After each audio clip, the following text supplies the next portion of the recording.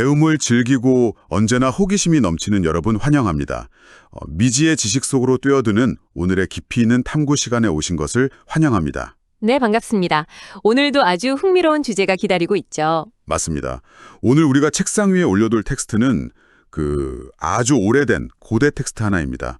바로 수천 년 전의 기록인 여호수아 3장 1절에서 17절까지의 앞부분 내용인데요. 아, 여호수아 3장이요? 네, 아마 청취자 여러분 중에는 그거 종교적인 텍스트 아닌가? 혹은 그냥 오래된 역사 기록물 아니야? 하고 생각하실 수도 있겠습니다. 충분히 그렇게 생각하실 수 있죠. 네, 그러니까 분명히 말씀드리고 시작하자면 오늘 우리의 목적은 특정 신앙을 논하거나 종교적인 교훈을 얻자는 것이 전혀 아닙니다. 전혀 아니죠. 우리는 이 짧은 텍스트를 완전히 다른 관점, 즉 낯설고 두려운 위기 상황 속에서 거대한 군중을 이끄는 리더십, 그리고 아주 치밀한 준비성에 대한 완벽한 마스터 클래스로 해부해 볼 겁니다. 아주 훌륭한 접근입니다. 사실 이런 고대 기록들을 종교적 렌즈로만 바라보면 그 안에 담긴 진짜 인간 심리에 대한 날카로운 통찰이나 조직 관리의 놀라운 디테일들을 놓치기가 참 쉽거든요. 맞아요. 정말 아까운 부분이죠. 오늘 우리가 분석할 이 텍스트 안에는 권력의 숭계 과정, 또 패닉에 빠지기 쉬운 군중을 통제하는 시각적 거리두기, 그리고 무엇보다 거대한 위기 앞에서 행동과 결과의 순서를 어떻게 세팅해야 하는가에 대한 아주 정교한 메커니즘이 숨어 있습니다. 정교한 메커니즘이요? 네, 이 고대의 기록자가 위기 관리와 리더십을 어떻게 묘사하고 있는지 객관적으로 파헤쳐보면 현대 사회의 복잡한 문제나 거대한 프로젝트를 마주한 여러분에게도 꽤 신선한 지적 자극이 될 거라고 확신합니다. 좋습니다. 그럼 바로 그 고대의 상황 속으로 들어가 보죠. 텍스트의 도입부를 보면 이스라엘 백성들과 그들의 새로운 리더인 여호수아가 아침 일찍 시딤이라는 지역을 떠나서 요단강 앞에 도착합니다. 네, 요단강이죠. 그런데 여기서 이야기의 흐름이 약간 이상합니다. 거대한 군대를 이끌고 강 앞에 도착했으면 상식적으로 뗏목을 만들든 밧줄을 걸든 바로 도하작전을 시작해야 할 것 같잖아요? 그게 보통의 상력이죠. 그런데 이들은 강변의 진을 치고 무려 3일 동안 그냥 머뭅니다. 수백만 명으로 추정되는 엄청난 인파가 눈앞에 넘실거리는 그 거대한 장애물을 앞두고 3일이나 가만히 멈춰 서 있었다는 건데 네, 이거 자칫하면 군중들 사이에서 공포심만 막 더 키우는 거 아닌가요? 바로 그 지점이 이 기록의 첫 번째 묘미입니다.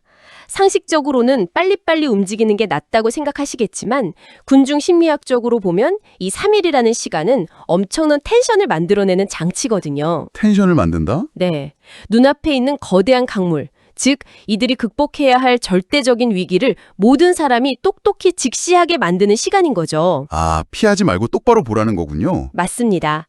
그리고 3일이 지나서 긴장감이 최고조에 달했을 때 관리자들이 진영을 돌아다니며 아주 독특한 지시를 내리기 시작합니다.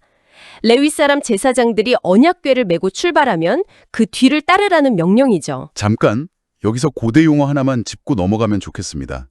종교적 배경이 없는 청취자분들을 위해서 언약궤가 정확히 어떤 의미인지 설명해 주시면 좋을 것 같아요. 단순히 금으로 만든 화려한 상자가 아니잖아요. 네, 언약궤를 단순히 종교적 유물로만 생각하시면 안 됩니다. 당시 이 그룹의 사람들에게 이 궤는 국가의 정체성이자 중심, 최고 권위의 상징 그 자체였습니다. 상징 그 자체다. 현대 군대로 치면 절대적인 권위를 가진 지휘관의 깃발이나 혹은 국가의 심장부 역할을 하는 움직이는 사령부 같은 개념이라고 보시면 됩니다.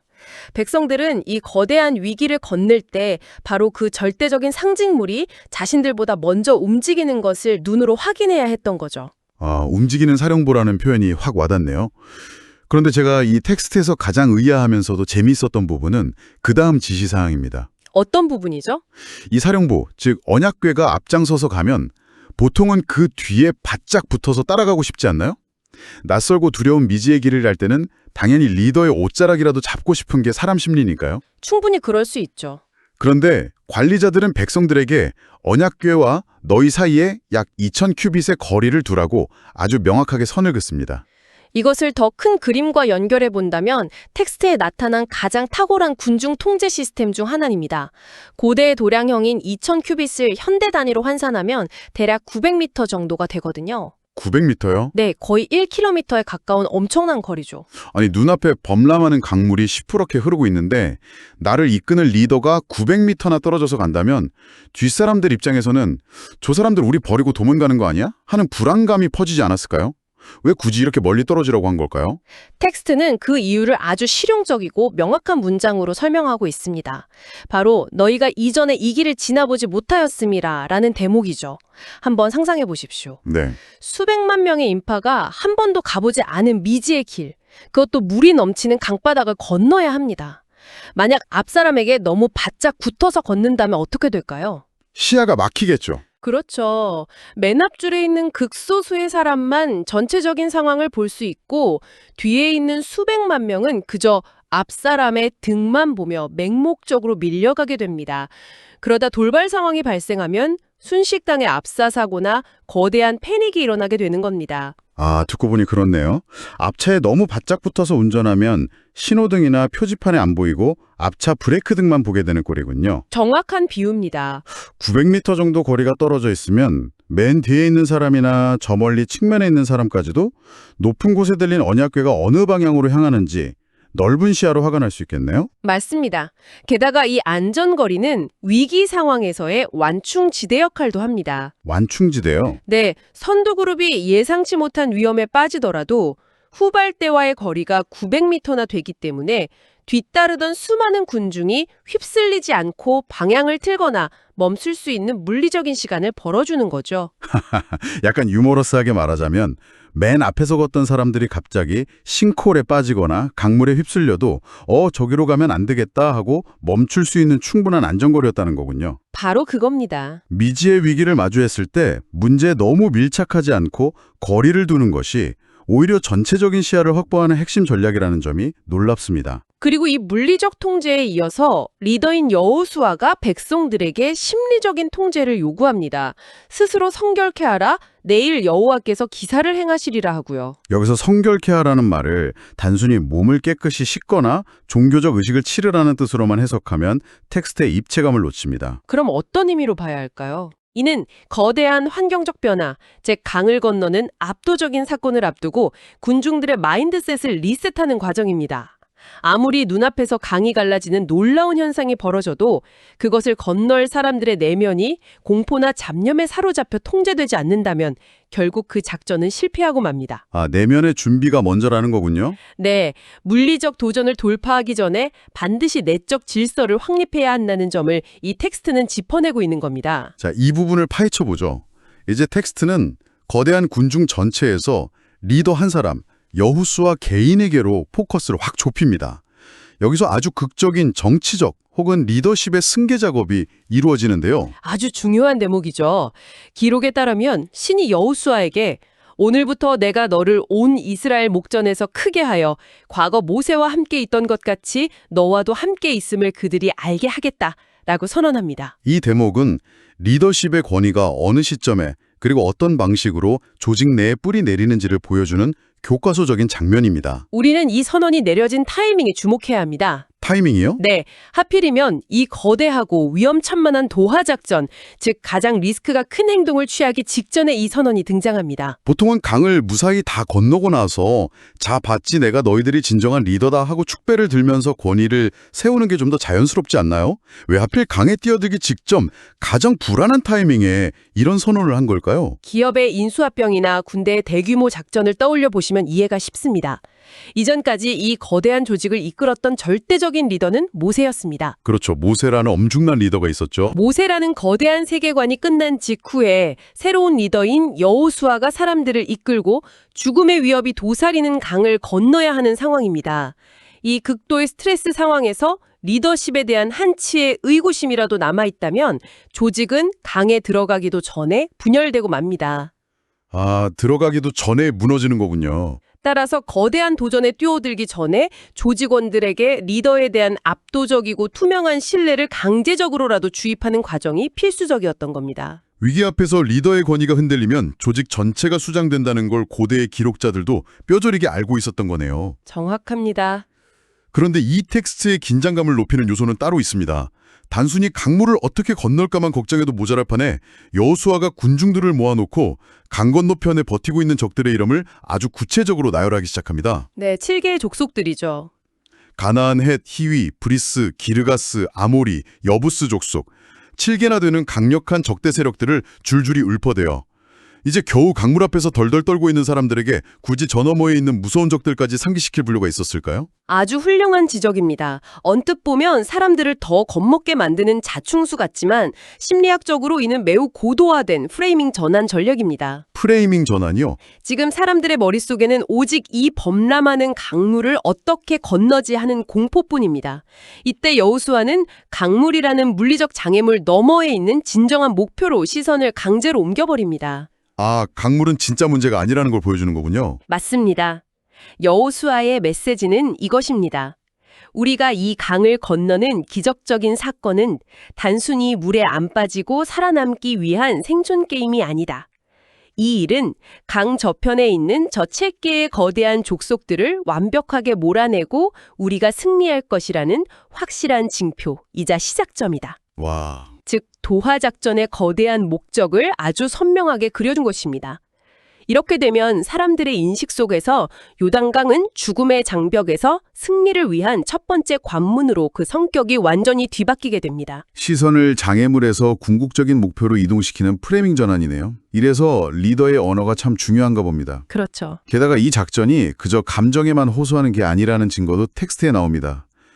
12지파에서 각각 한 명씩 총 12명의 대표를 택하라는 구체적인 지시가 내려지잖아요. 네, 각 지파의 대표들이죠. 현대 조직으로 치면 각 부서별로 중간 관리자를 세우는 셈인데 거대한 비전을 제시하는 동시에 실행 단계에서의 혼선을 낚는 철저한 지휘 체계를 구축하고 있다는 점도 꽤 인상적입니다. 그 부분이 이 텍스트가 단순한 신화적 서술을 넘어서 현실적인 조직 관리의 매뉴얼로 읽힐 수 있는 이유 중 하나죠.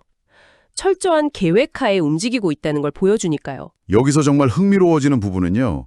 이 모든 치밀한 준비 끝에 드디어 작전이 실행되는 물리적 타이밍입니다. 보통 강을 건너려면 언제 건너야 합니까? 당연히 1년 중 강물이 가장 얕고 유속이 잔잔할 때를 고르는 게 상식이잖아요. 누구나 그렇게 생각하겠죠. 그런데 기록자는 여기서 상황의 극적 긴장감을 극한으로 끌어올리는 아주 흥미로운 팩트 하나를 괄호 안에 슬쩍 끼워 넣습니다.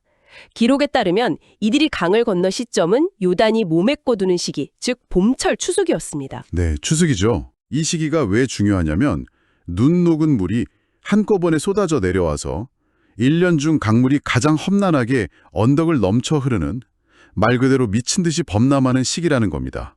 여기서 매력적인 점은 이 텍스트가 묘사하는 위기 돌파의 순서를 주의 깊게 보셔야 한다는 겁니다. 순서요? 우리가 대중매체나 영화에서 흔히 보는 장면을 떠올려 보죠. 위대한 리더가 강가에 서서 지팡이를 내밀거나 멋진 주문을 외우면 강물이 좌우로 쫙 갈라집니다. 그리고 마른 땅이 드러나면 사람들이 환호하며 안전하게 건너가는 시기죠. 보통 그렇게 안전이 다 확보된 다음에 움직이지 않나요? 저라도 물이 다 갈라진 걸 두 눈으로 똑똑히 확인하고 나서야 발을 내디딜 것 같은데요?